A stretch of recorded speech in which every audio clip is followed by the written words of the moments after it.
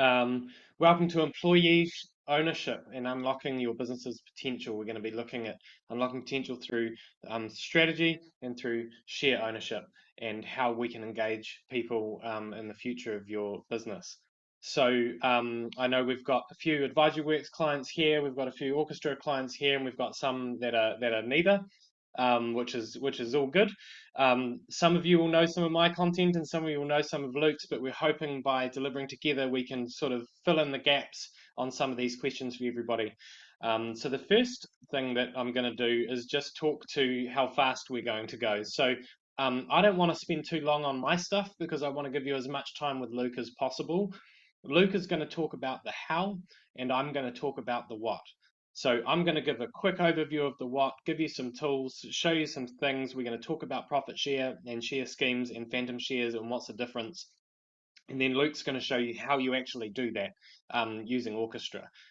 So I'm going to go quite fast through my material and I'm going to go really light, like I'm just scratching the surface. So if anybody wants more from me, reach out. I'm happy to catch up with anybody who wants to go deeper on any of the topics that I present. But I want to give as much time to Luke as possible and also for the Q&A afterwards where Luke and I can field any questions that you have regards to what they are or how to implement them. So we've got Luke here from Orchestra. He's the CEO, and he's going to talk about empowering ownership and success in your business using Orchestra, how you track share schemes, how you can see the progress that you're making with your team, and he's going to talk about how to implement those things. So I'm going to present first and then hand off to Luke. For me, I'm going to cover strategy and execution and what the share schemes are, and a little bit on the topic of succession, so that can sort of connect into how you do that. At all times, I've got the chat box open, so feel free to engage with me in the chat box. So what I'd like you to do right now is actually give me the thumbs up icon. So if you can find that thumbs up icon and hit that as a starting point. Anytime Luke or I hit on a point or a topic that resonates with you, cool, I can see those coming through. Just hit that thumbs up icon and then we know that that content is landing for you. You will need a pen and paper because we will get you to write a couple of things down throughout, and you will need coffee because I'm only going to speed up from here. Lastly, for those of you who have joined us a bit later, you got that chat box there. Jump into the chat box, and what I want you to write in there now, just for Luke and I, just in case it helps us steer some of the conversation, write the one thing you want to get from today's session. Okay, what's the one thing you came here for? What is it that you're looking to learn? What is it that you're looking to take away? And then as we'll keep an eye on that, and we'll talk to that with the Q&A later if we don't cover that off with the content. So in the chat box, what's the one thing that you came to this webinar for today? And then we'll go from there. All right. So who's Advisory.Works? For those of you from Orchestra and others who don't know who we are, we've been in the strategy execution space for about 20 years. All of my consultants have owned and run their own businesses successfully. We've got 104 years of execution experience between us. There's over 25 businesses between us that we still own, run, or have invested in. ESOP strategy that sticks, how to bring staff members ownership without putting myself at risk. Cool, good, thank you guys, good feedback. All of my consultants have been with me for a long time. We enjoy working together. So we're going to share some of the tools and frameworks that we use as a consulting team to help businesses. Understanding an easy way to progressively bill employees when they execute their shares and without creating significant admin. Perfect, perfect. That's a perfect one for Luke. Marek, I can give you some help on your one there too. Now, this is the framework that we use at Advisory.Works: strategy, people, execution, value. How we build value into your business deliberately and then help you prepare for exit or succession. We want to put you in a position of choice where you can decide to exit or keep the business, or bring your leadership team through, which is obviously the topic of today, so that you can have a business that's a pleasure to own. This is the framework that we use, and our clients that put this framework into its fullest, these are the results that they get. So once you put this framework in, these are some of the results that are available. And the simple fact is, I've never seen a high-performing business that has a toxic culture, right? So starts with culture, then strategy, then execution, and then we get to work on things like leadership and financial performance and succession. So simply put, that's how it works. This has been our results for about 10 years running. We measure all of our clients every year. The questions we're going to answer today. I'm going to say, what is strategy and why bother having one, particularly in relation to share ownership? What are your ownership options? Why should people participate in a profit or a share scheme? What type of share scheme is best for your business? How does a share scheme give your employees ownership? And then how do you track and measure your progress and their impact? So these are the questions we're going to answer with the content today between Luke and I. And we can go further on any of these questions in the Q&A. If you've got any questions, drop them into the Q&A box at the bottom of Zoom there. Just drop your questions in there or chuck them in the webinar chat. We've got the admin team watching the webinar chat so that we can catch anything that happens there as well. Ollie, how to implement ESOP. It works and doesn't have too much admin. Yeah, cool. That's the same one. An easy way to bill employees, how to best communicate strategy to drive ownership. Perfect, James. I'll cover that right now, actually. All right. So getting into it, how do you know if you have a strategy? And we like to go to smarter people than us. And it's simply put, if you can't articulate your strategy simply, you probably don't have a strategy. You'll have an incoherent mess of things that you're doing. And it's important that you do have a strategy that you can articulate simply and clearly, because what we know is most employees don't know what the company strategy is. So if we think about what we're trying to achieve here with this conversation on employee ownership and driving the potential of a business, really what we're asking is, why should they bet their future on you? Why should they bet their career on you? Right? If you can't paint a picture of a future that's compelling, if you can't help them understand what your strategy is to get to that future, why would they bet their future on you? So we need to have a strategy that we communicate simply, that we can engage them in a future that's a shared view of that future. We both know where we're going. We know how we're going to get there by them being transacted in or participating in a share scheme or a profit or a phantom share scheme. We're engaging them in that future. We're getting tenure, we're getting commitment. And these are some of the things that we want from the best employees that we have. We want to identify that talent that we want to stay with us for longer and contribute better because we know that they're A players and we want to reward them for those efforts. Does that make sense? Give me a thumbs up if what I said there made sense and if that's the topic that you're expecting today. Yep, a few coming through. Cool. Okay, good. All right. So there is no reason to invest in your company, in the future of your company, if you can't give them a compelling reason to do so. That's as simply as I can put it. So what strategy isn't is simply anything that ends in "er." Making it better, cheaper, or faster is not a strategy that's compelling and that is not going to engage your people. Things like quality, efficiency, service, making those things better is not strategy. It is still a good thing to do and absolutely make your business better, be more efficient, work on all of those things. But that in itself is not strategy. Strategy is about creating a point of difference. So if you've got a business that's something to everyone, then you've got a business that's something for no one. It's not clear who your customer is. It's not clear to them why you're the best fit. So you can't treat strategy like a box ticking exercise. You can't just fill in the blanks of a piece of paper or a framework that you found online. Well, you can, but that's not strategy. Strategy occurs in the quality of the conversations that you have in the room together about the future of your business and then making choices around what you will or won't do. So simply put, strategy in a business sense is to position your business for success in the future, right? Let me know if that lands with you. To position your business for success in the future. That's strategy in relation to modern business. Better, cheaper, faster doesn't work anymore. That's strategy from the 80s. The world moves far too fast now. So Michael Porter, who's one of the academics in this space, he says delivering a unique mix of value or a different set of activities relative to the competition. And Roger Martin says explicit, purposeful choice. Now, these are the two leading academics out of the United States. And the way that he puts it is, if the opposite of what you're choosing to do is stupid, then you don't have a strategy. So if you choose a strategic initiative and your competitor was to do the opposite, and that would be nonsensical, then you probably don't have a strategy. You're just doing what everyone else would do. So to come up with a strategy, you actually need to be purposefully different. You've got to stand out relative to your target market customer.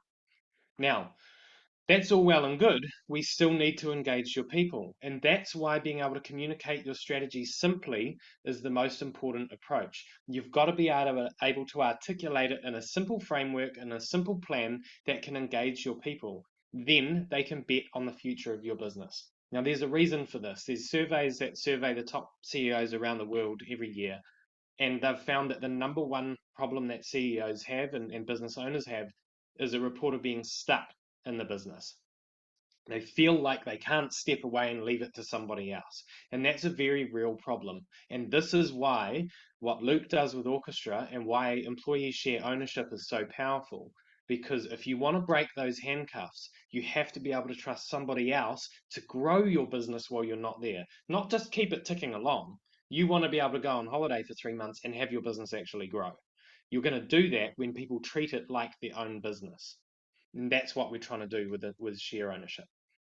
So we've got to figure out who those people are in the team, identify them, or outside of the team if you don't have them in the team. We've got to build trust and enable those courageous conversations. Now, how we do that at Advisory.Works is we use a really simple framework called the 6 C's. So clarity, are we clear on what the strategic choices are that we've made, and are we aligned around them being the most important things? It doesn't mean agreement necessarily. It means whether I agree or not, we've aligned around the fact that they're the most important things, and that's what everyone in the business is working towards. Have the people committed to delivering those things? And has the business committed the resources? It's no point saying this is the highest priority initiative and then not blocking out time in your people's calendars to work on that, right? Calendars, blocked time, not get to it after I've finished this or after I've done that, then I'll think about doing that. You lose weeks at a time of execution just through calendar blocking and delays. We've got to block out the time to deliver the initiatives ahead of time in our calendar for the period of time that the deadline is set. We need a meeting cadence in place that holds everyone accountable. We want to communicate our progress to the whole team every single week, not just those working on the initiatives. The whole team every single week, because they want to see what's happening too. And that's how you identify your future talent that might come through to those schemes. And then you as an owner and as an SLT, you want visibility at all times on your progress. We at Advisory.Works prefer simple red green traffic lights and dashboards, but simple. I want to be able to see at all times the progress that we're making. So what I'll get you to do with your pen and paper just now, out of those 6, write the 6 things down: clarity, cadence, calendars, commitment, communication, consistent visibility. Write those down. Score yourselves out of 10 against each one. Circle the one that you scored the lowest and fix that one this week. What I can tell you for a fact, because we've tracked this every quarter for years with all of our clients, is if all 6 of these things are taken care of, you will achieve your strategic goals. If even one is missing, you will not achieve your goal, or at least not within the time frame that you specified. So find the one that you don't have in place, identify it, and fix it this week. So that's the first piece of value that I've delivered today, and I've seen some thumbs up coming up the screen, so that's good. That encourages me to keep talking. All right. So what are your options for share schemes? If we want to engage our people, what's the best way to do that? I'm going to talk about the most common options now and then pass over to Luke so that he can go deeper on the how you do. So the first thing is a profit share scheme versus a phantom share scheme. Give me a thumbs up if you've heard of a phantom share scheme or you've started to hear that vernacular being used. Phantom share scheme. A couple of you there. Okay. Basically, as simply as I can put it, the difference between the two is a phantom share scheme is completely transparent and operates like a formal share scheme, but there's no formal share transaction. You can still unwind it without all the legal overhead. A profit share is Basically, you as an owner decide that you want to share profits with your high-performing team, and you define what the profit is, and the books are not transparent. So you meet with your accountant, decide what the profit is, and then share that with your team. Profit share is not transparent. Phantom share scheme is transparent, and you're engaging your people as if they are a shareholder. Now, why that's important is because if you're doing a formal share transaction and you are identifying people in your team to become a business partner with you, and that's a great way to think about it. They are a business partner, so be careful who you choose. Because if they take a formal share position in your business, there are costs involved with going back on that. Now, Luke's going to talk a little bit about how you can mitigate those risks of unwinding a bad choice. So he'll do that. But essentially, a management buyout is when you are engaging people in your business for the long-term future of your business by having them transact shares. My advice is not to give them away. Always do some form of transaction so that they value the shares like an owner, and then you can give shares in addition to that through things like performance. So when you're thinking about who you're inviting to participate in a phantom share scheme, profit share scheme, or management buyout, you've got to be thinking, have they got the tenure? Have they got proven performance? Have they are they the kind of person that fit our culture? And can I work alongside these people long term? If it goes bad, how well do we think that we can unwind that? How easy is that going to be? Right? I can see a couple of raised hands, so if you just chuck your question there in the Q&A or in the chat box, and I'll circle back around to it. So um, that's the management buyout, identifying the talent in your business. The next option is, if you don't have the talent in your business, can you find someone talented outside the business to buy shares in your business, start working with you, and support you to grow your business? All right, so there's identifying talent inside the business, identifying talent outside the business, and then helping them participate in the business through a shareholding position. All are good choices. You will find that formalized share schemes can create more of an ownership mentality than a profit share scheme. And a phantom share scheme can create more of an ownership mentality as well. The difference is in the administrative overhead of executing those. So ideally, what we're trying to achieve is a business that runs itself when you're not there. It continues to make money or grow. If you step away for a holiday or spend some time in Fiji, the business keeps going, and you've got confidence in the team that are left running that business. So it takes planning and preparation for this transition. You don't just make your mind up tomorrow and leap into it. Talk to Luke, talk to myself, and come up with a plan and a timeline on how you want to do that. Some of the things you're going to want to put in place really quickly, just 6 things. You want a strong team at the helm of your business. Not all of them need to participate in the scheme, but usually your SLT are the ones that participate in the scheme. You need a strong team at the helm, and they all need to be rowing in the same direction. Otherwise, you get friction. You need a checklist to work through so that you can methodically approach this and execute it well. Otherwise, you end up with things like unintended consequences of missing something or having something missing from your share agreement, and you can have misunderstandings with people's expectations. So you want to take your time, work through it methodically, work through a checklist. You want to plan the timeline and let the people know that you've shoulder tapped how long this is going to take for them to earn their way in, do the transaction, or kick it off.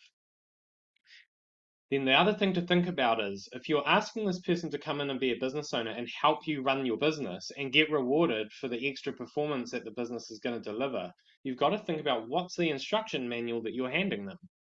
How do they know how to run your business? So if you've not documented your systems and processes, if you can't show them, here's how you run this business, it's really difficult for you to step away.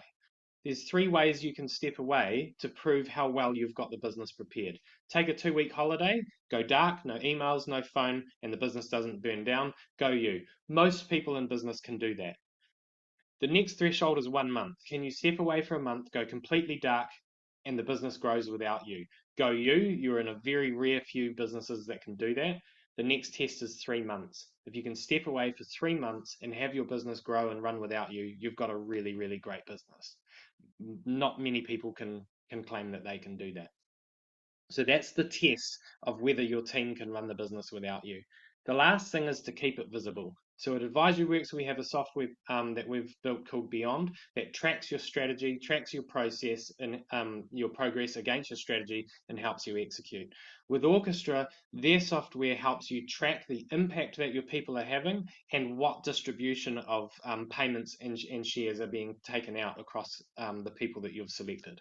So with those two, you've got visibility of the business performance and then visibility of the payments and what you're putting out to your people. So Beyond shows you your strategic progress. It takes care of the 6 C's within the framework that we've built into it. You can host your strategy in real time and fill in your strategic plan. You can run all of your meetings and hold people accountable for the actions. You can have a courageous conversation at the end of every single meeting, and you can develop your traffic light systems and scorecards that help you track whether the initiatives that you've chosen are working. And basically watch your empire grow from a distance. So think about Beyond as being the control panel that supports your strategy. Now, Luke has kindly offered for the Advisory.Works clients on the call today, he's offered to spend 45 minutes with any of you at no charge to discuss any of the concepts that you hear today. So I will also do the same for any of you Orchestra clients that are on the call. I'm happy to do that as well. And you're welcome to do free trials with us of the software. And if you're curious as to whether or not you've got a strategy, you can take our assessment online, so we can send you the link for that. Karina will put a poll at the end of today. You just tick the box if you want any. It's that simple. There's a QR code here now. If you want to scan that now, you can get in touch. Equally, if you want the slides, you can email us and we'll send it out anyway. So I'm about to hand off to Luke, and then we're going to go to Q&A and answer any questions that you have. So I'm going to hand off to Luke now, and he's going to share his slides.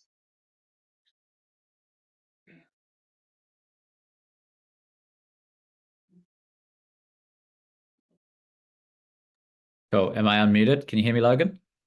Yes, got you there, buddy. Can you hear me? Perfect. Yeah, perfect. Cool. Okay, thanks. Now. Thanks, Logan. So yeah, my assumption is that probably most of the people in the room have a 10,000 foot overview of share schemes. And what we'll do today is probably go down to about 5,000 feet and just go through, what are the different types and how would I go about thinking about the design and setting one up. Tiny disclaimer before we get into it. Orchestra has hundreds of clients that are administering their share scheme through our software, but we are the software people. So we're not legal or tax advisors. So this is a general education session. And then I think Logan's beautifully covered the key assumption today, which is, you're looking at an exit pathway or a strategy that relies upon or would go a lot faster and be a lot easier to achieve with a motivated and a loyal team. And if that's not you, obviously this isn't very useful, but for the rest of you, and I love the way you put it, Logan, I think you said, if you need people to bet on you and your business, then we're spending about 15 to 20 minutes now to talk about employee share schemes as a useful tool in your kit to achieve that. I love this quote from the chairperson at Xero, David Thodey. Personally, I can actually relate to this because I worked at Xero and participated in their employee share scheme. So they had a broad-based scheme for all staff. And given the success of Xero, it's a bit of an anomaly, right? But there's some pretty phenomenal stories that came out of it. So I used to work with a couple of the original salespeople in the New Zealand business. We called them the OGs. And at one point, remember one of them cashing in some of their holding, and it was to the value of about $2 million. But financial things aside, because that's obviously an anomaly, pretty cool, is I found myself being more inclined to challenge things on an ROI perspective that they were doing, put my hand up to give feedback to the company, input into the culture and strategy when I was part of that scheme and an owner than anywhere else I had worked. So just to talk about that win-win really quickly for the employee and the company, and Logan's touched on these, so I'm going to race through it.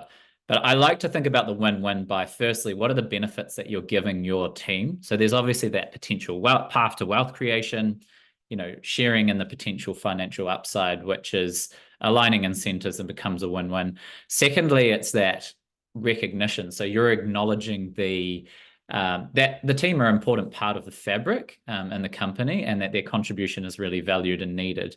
There's one study that talks about how employee share schemes are associated with more high trust higher transparency of information sharing, and positive perceptions from the team of company culture. So it's that engagement lever. And then thirdly, context and trust.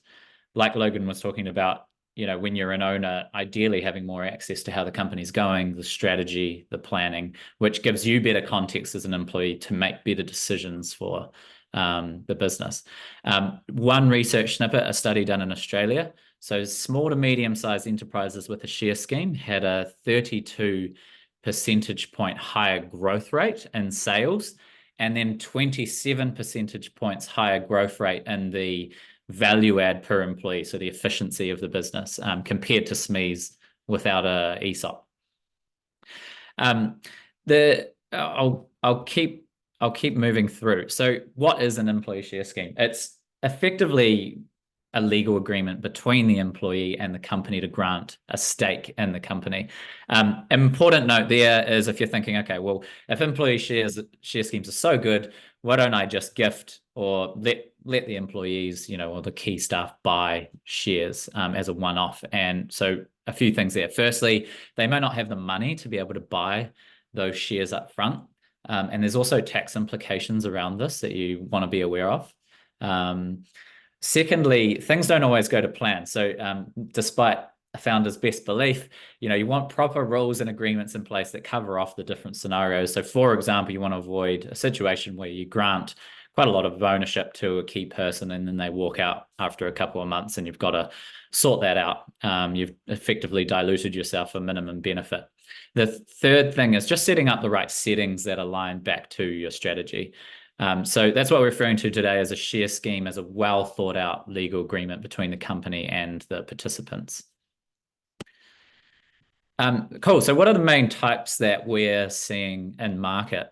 I'll quickly go through these three. Share options, where employees are given the right to buy company shares at a specified price, so a fixed price, up until a defined expiration date in the future. So Logan, if you found a house you really loved and I'll give you a contract that says you can buy that house for $1 million and it expires in 10 years, 9 years down the track, you come back to me, it's worth $2 million and you say, I want to exercise my right now to purchase that at $1 million. It's kind of how options, that's effectively how options work. There's no upfront obligation or commitment on the employee. The second one is loan to purchase. So you get the immediate buy into ownership, and that share ownership is funded by a loan from the company that's typically low to no interest and FBT exempt, by the way. And then that's paid down over time, either from salary sacrifice or dividends from the company. So it's like buy now, pay later, to use a retail example. So I like this jacket. I walk out of the store with the jacket, having purchased it, but I haven't actually put the money down. I'll pay that down in installments over time. So I'm getting the benefits straight away, though. And then the third one is phantom shares. Logan quickly touched on it. It's kind of in the name, go shares. It gives employees the ability to participate in profit share, but without being a formal shareholder. So there's no actual transfer of ownership and voting rights. And it's really just aligning the bonus incentive of employees to the financial performance of the company. Now, I like to qualify which one would be most suitable for your business based on what you're going to be communicating to your employees as the benefit.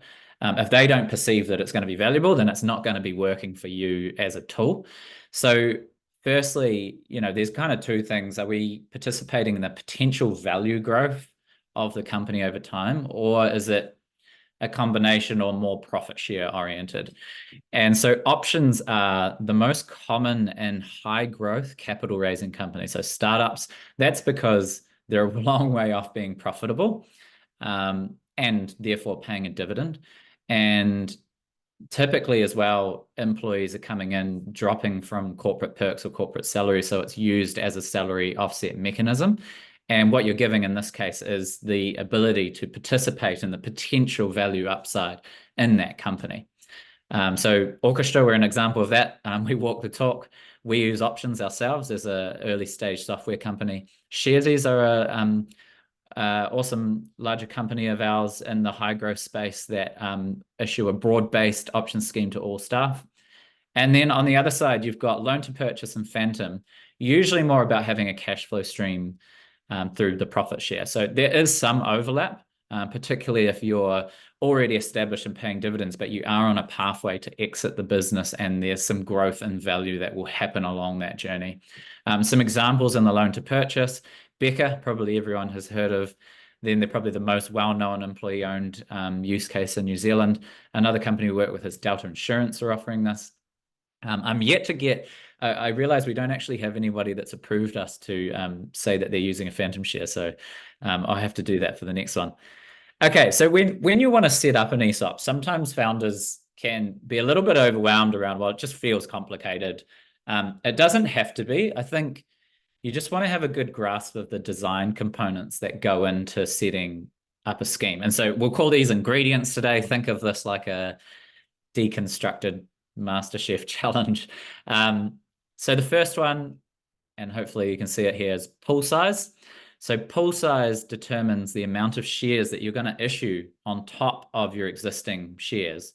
And most companies will have a pool size of about 5 to 15% of total shares that end up being allocated to a share scheme.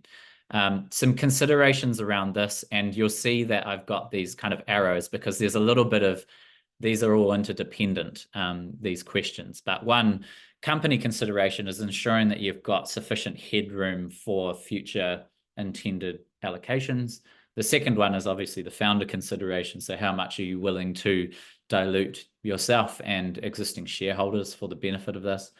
And then employee consideration. So is it attractive enough for them? That leads on to who in the business are you going to give it to?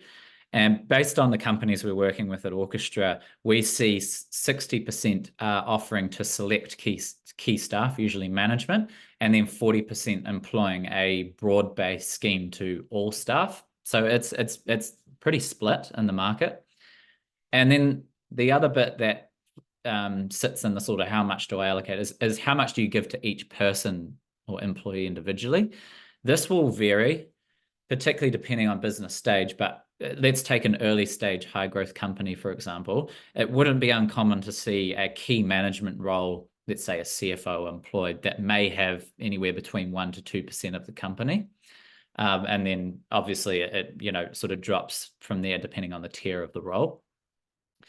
Some tips on that one. So you really want to forecast what you think you're going to need based on your hiring plan. So just ensure that you have enough headroom in the future in that, based on that pool size that you're going to allocate. Secondly, if you decide that you want to offer it to all the team, which there are a lot of use cases of that, it's best to be transparent with a company policy or a banded approach. A common one, for example, is a salary multiplier, and then there might be an extra multiplier if you're a people lead. Basically, what you want to do is avoid any water cooler chats where people perceive that negatively that there might be some subjectivity or it's randomly allocated. The point around value, I won't really spend any time on that today, except to say that sometimes a discount might be applied to current fair market value so that staff are quote unquote in the money. That's particularly common with options where a startup, it's an offset salary mechanism, but just caveat that that's where some tax implications may arise for employees. So that's where you want to get a bit of advice. Next bit is how shares will be earned. And this is the really cool part about an employee share scheme. And we call this vesting. So vesting avoids that problem of giving away the whole grant on day one and then the employee walking out of the business soon after. On the flip side, positively, you can use the earning criteria to really align to your strategic milestone roadmap in your business. So there's two types of vesting or ways that share schemes can be earned. The first is time-based and the second is performance-based. And you can do a hybrid as well. So it's really flexible how you want to set this up. Time-based is most common in New Zealand. So what we are seeing most commonly is a grant that will vest over 3 years, quarterly. So you have a drop of shares that are earned every quarter. And typically as well with what's called a cliff of 12 months, a cliff being the minimum amount of time that you need to stay employed before anything drops. And so, some tips here, because this is the long-term incentive lever that you've got, is always be vesting. So you always want to have something that an employee would have to forfeit if they're walking away. And then the other aspect is layering. So commonly we see with companies, and we do this at Orchestra, is actually issuing a grant every year. So rather than saying, I want this person and ultimately to have this amount and issuing it all on day one with a 3-year vest, you can issue it over time so that you start to get layers of grants to improve that retention lever. The next bit is what happens if employees leave. Really high level. Again, we can talk through this in examples in more detail if you want to have a session. But good plans include leaver protections, obviously. Good leaver is defined quite broadly as anyone that's left the company that didn't go work for a competitor, wasn't fired for cause. In that case, share schemes generally should view these shares as being earned, and there'll be things that happen on leaving, whether that's a buyback or they get to retain them for a period of time. Bad leaver would be, where there's been a case of fraud, misconduct, a breach of non-compete. And in that case, typically what would happen is all vested shares are forfeited or they're bought back at a very nominal value. And then finally, what happens if the business exits?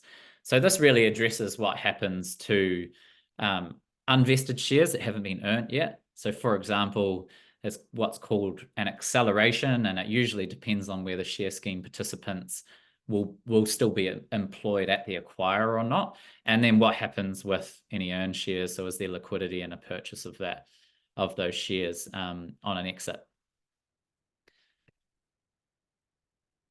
These are just more detailed slides on all those points, which I'm going to skip for time's sake. So you say, okay, I get it. Like, it's quite cool to see the ingredients that go into a grant, but what would the steps be involved to go from today, where I don't have a scheme, to actually, I've issued it out to the team and we've got this going? So firstly, you would want to agree the scheme design. So just deciding, like we've gone through, what's the right scheme type, what's the right design ingredients that align to our strategy. When you're doing that, you want to get an advisor, a legal and tax, just, for example, to understand the implications for your employees from a tax perspective. And then your legal advisor will help prepare the key documents you need. Really simply, that's the overarching plan rules document that govern the employee share scheme, an offer letter, which is a template for sending out to participants. And then you get the approval resolutions done as well. So shareholders and board of directors, if that's applicable to you, need to approve the company implementing a share scheme. So that would go into a constitution or a shareholders agreement. And then once that's done, directors pass a resolution and a certificate to say, it might be annually or whenever you're issuing grants to employees, that we're going to approve the offer of this benefit to the particular employees.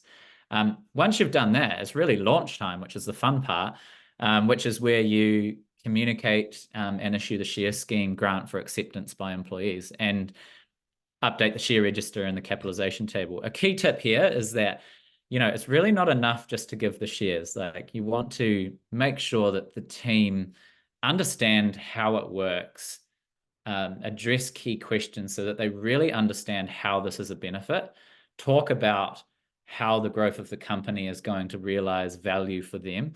And then once this is launched, you always want to be reminding staff that of this benefit, that they're owners in the company, that they're sharing in the fruits of that hard work, update them on the progress of the business. And a software like Orchestra, by the way, there was some questions around how do I handle the administration, is the issuance and signing, the tracking of the grants and the vesting, so that employees get reminders, the modeling of the future potential value, that all happens from Orchestra's software.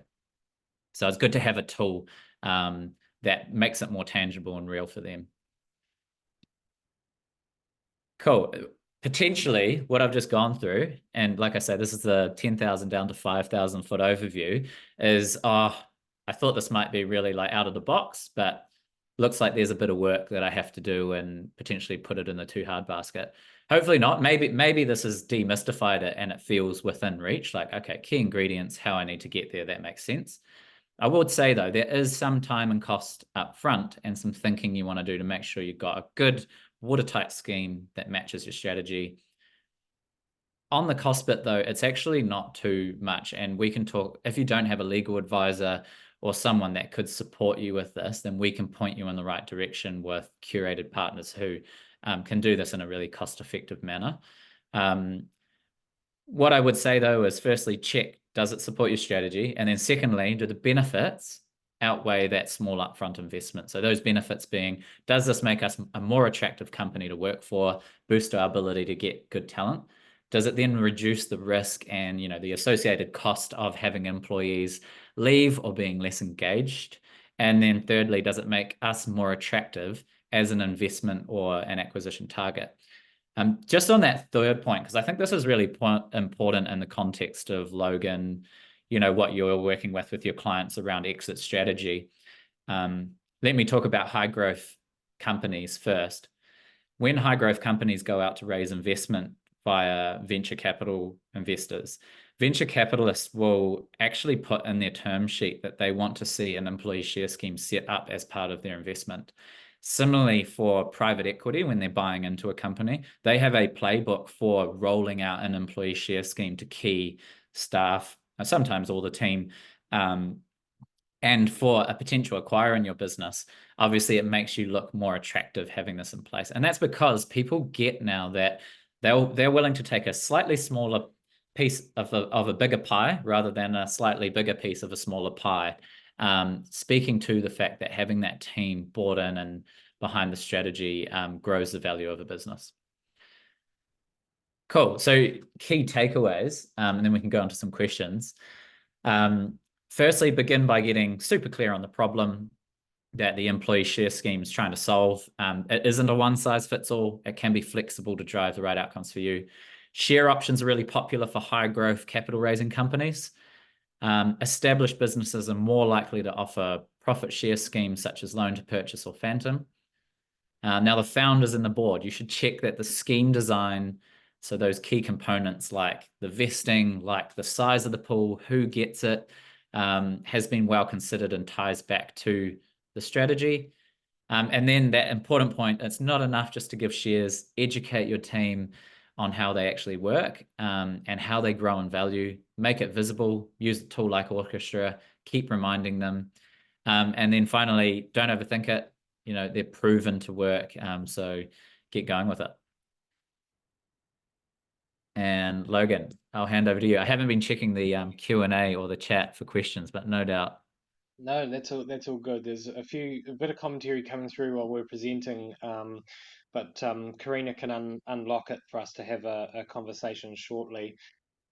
And we'll just spend some time answering any questions anybody has. Everybody stayed on for the whole presentation, so that's a good Oh, start. That that's means that brilliant. the content was valuable. So everyone, the offers are up on screen now on the poll. If you just tick those if you want any. Equally, you can email us if you want the slides. Happy to share the slide. Oh, Luke, you're happy to share the slides too, eh? Yeah, that's fine. Yeah. Happy to share the slides. So if you want those, just let us know. We've taken a recording which we'll share with those. James, I think I had to drop off, but we'll share the recording as well. So do take us up on any of those offers if you need it. Otherwise, any questions that you want to talk about? I think one of the things that I found really useful, Luke, with a couple of clients and also myself when I've gone through this with a couple of my businesses, was I actually found it really interesting to draft the agreement myself Mm, first. Because when you start thinking through the repercussions of it going wrong, and when you start thinking through the advantages that you want it to bring you, it can give you some real clarity on what's negotiable, what's not, and mm. really what you're looking for it to do for you. So, plus it keeps your legal bill down because you're going to the lawyer with something semi-drafted. That's exactly right. Yeah, it's Yeah. a really good call. And that's why we sort of tease out those key ingredients, and there's, you can vary between being very employee friendly or very company friendly. There's a spectrum across each of those components that you want to really think about in the design. But Yeah. that's a great idea. Yeah, good When shout. when you're working with more established businesses who are looking for performance out of A, players that are already performing, they've had some tenure, and we're looking to bring them into a business to help with the business's performance. What do you see as the primary difference between the phantom share scheme and the official share scheme? Yeah, I don't think it's I think the phantom share scheme doesn't really give that as much ownership mindset as being a genuine, shareholder in the business.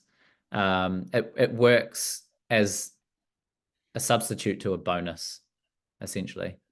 Yeah, But I would say it's less about the scheme type and more about the vesting criteria. So if you're looking to bring someone in and it's performance related, what are those metrics that you're looking to perform that they're accountable for? And if they're a key management or key person coming in, rather than just being time based on, tenure based, do you want to have a hybrid or actually index the earning of those shares to achieving those outcomes and turning around that performance? yeah.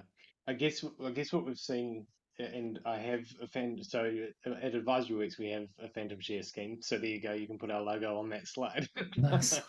But with the profit share scheme, I describe it as hungry bird syndrome, where sometimes you get an initial uplift in performance because you're paying out a bonus based on the company doing well. But then let's say performance drifts off a little bit over time, and now you've got hungry birds saying, "Where's my bonus? Where's my bonus? Where's my Mm. bonus?" Because that ownership mentality that you just talked about doesn't really kick in with that scheme. But the advantage with that scheme is you can unwind it easily. You can make alterations to it without notice. Like you've got so much flexibility to respond to Yeah. what's happening within the business. Whereas and there's no legal or accounting costs involved. Whereas with the formalized share schemes, have you heard of actually talk about those the cliff notes whereby some of the provisions that you can put in the case of a bad lever. What are some examples that you've had of a bad lever where it has gone wrong and how the provision maybe took care of that? Yeah, I mean, it's pretty straightforward. If it's a bad lever, it's quite, it's unless there's something that's like misconduct that's happened, uh, you know, um, they would normally be a good lever. But in a bad lever scenario, you a lot of the scheme rules will sort of strip entitlements of that share scheme. And if they've already been issued, shares in informal shareholders can be bought back at a nominal value from what we've seen. If it's in the case of options, for example, which still yet haven't been exercised, even vested, so they've been earned because they were there for 4 years, they get they're voided under a bad lever term. Yeah. I think what you're talking about though with the profit share versus a more formalized scheme where they're actually are shareholders is the difference between short-term incentive and long-term incentive. And if you think about remuneration as a stool in your employee value proposition, you've got culture, you've got vision and strategy, what you offer, your why, you've got your culture and your values, and then you've got remuneration, you've got base salary, perks and short-term incentives, and then you've got long-term incentives. And I think there's profit share I would put in a short-term versus do we need a long-term incentive that's more formalized? Yeah. That's a great point. That's a great point. I've actually not thought about it in that regard. Yeah, that's a really good point. So Mm. that's fundamentally reinforces what I was saying earlier as well about the future of the business, the vision that you're putting in place, and the strategy on how you're going to get there. So, for Exactly. example, with a client of ours, we're brought into a formalized share scheme with 5 senior leaders, One of them ended up being going bad and leaving, which we had to work through. But the four that remained were all under 30, elevated to a senior leadership position with an ownership of about 5% shared of a $37 million company, and it ended up selling for 45 million. Mm. And one of the advantages of having them involved was it was an offshore entity that bought the company, and it was a good thing for them to have those young but experienced people at the helm when the aging directors were taken out. Mm. And so that was a real upside. And so that was a event, a transaction that took place in the future where everybody did well out of it, but also it actually helped increase the value of the business at that point as well. We've Mm. actually Mm. got a question here in the Q&A from James. So um, he said, "Hi Logan and Luke, would each of you have any practical suggestions or ideas of how best to communicate a simple, clear strategy regularly and connecting to ESOP ownership mindset? I lead strategy at a high growth startup and own our all hands meeting. Got ya. And can easily design other comms channels or do things differently. What have you seen work well?" I've got an answer to that. Do you want to go first? No, you go, Logan. So there's a couple of key ingredients which sit on the execution side of this, James. If you're still on the call there, the cadence and regularity of the communication is one thing, and you've got to remember that the people that are receiving your communications receive communications differently. So we talk about planning out your communications six ways over 6 days. Some people like audio, some people like to watch a video, some people like to read, some people like to hear it, some people like to talk it through, some people like to view slides, some people want to read a document, some people want to read an email, some people want to have a phone call. If you think about all of the ways that you can contribute what the strategy is, if you plan out over time the various ways that you're going to connect with your team and share the strategy with them and reinforce the part that they play. I have seen business owners do brilliant slideshow presentations that engaged a massive amount of the team and then not follow up with one-on-ones to talk through what the impact is with that person. So and then I've seen a CEO pay thousands of dollars to have a wicked video put together that really did a great job of communicating what we'd come up with, and then followed that up with an email, and that was that. So the ways that you plan to communicate and the regularity with which you do so is one thing. The next thing is your meeting cadence and the agendas and structure of those agendas can help reinforce through the various agenda items that you've added in to tackle those strategy initiatives. So that's something I'm happy to jump on a call and actually show you how to do that with an agenda if you want me to. So that's two ways that you can do it. And I would suggest that from a share ownership point of view, if you think about the game of hats, which hat am I wearing? Am I wearing the employee hat and the job that I'm doing, or am I wearing the shareholder hat and I'm talking about my profit share and my outcome? What hat you're wearing makes a difference as to which meeting you're attending and which hat you're wearing. So if you're sitting in a shareholder meeting and talking about the performance of the business and the impact that the strategy has on what you're going to earn in your payouts, that's a very different conversation to if, for example, you are the marketing manager and you've not hit your numbers from a marketing sense. Those are two different conversations. You can't wear the shareholder hat when you're the marketing manager in that marketing managing meeting. You've got to wear that hat. But then when you are in the governance meeting and you're talking to the other shareholders and we're talking about business performance, that's where you get to talk about your contribution to the share scheme. So it's really important that you can wear the right hat for the right meeting and have that right outcome. Do reach out if you want me to talk more about that. Tash had a question here. Is it good to trial phantom shares with an employee first before moving to a formalized share scheme? Have you seen examples of this in companies you've worked with?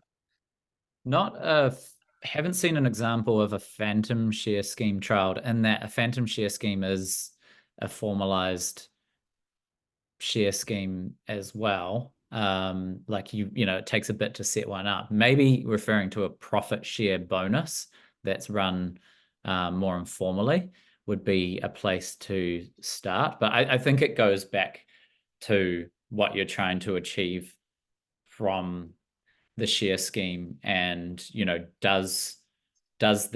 the people who are participating in profit share, is it purely for the monetary benefit of sharing in the bottom line, or is it going to be beneficial to have them actually more formalized as owners, for more of a long-term journey with the business? That potentially even for purposes of management buyout or management buy-in. I Yeah. think partly this is the conversation around what gets you invited to the share table. And you obviously want some tenure so you can see how people work, and then you want to see how much they contribute in the way that they work within the business. And so trialing a profit share first enables you to see whether you see a behavior change or a mentality shift in that scheme. I think probably one of the things is don't rush into it, plan it out as we've discussed. Mm. um, but you made a point that I think I leapt over without sort of passing off to you, and that is with the phantom share scheme. There is actually some administrative overhead with that option that doesn't exist in this profit share scheme, right? Do you want to just talk to a couple of those elements? Yeah, I mean, a phantom share scheme is exactly the same as the other two we discussed, where you do want to have the employee share scheme legal set up. They are issued formally to the team. Usually there'll be vesting, so the earning attached to that benefit.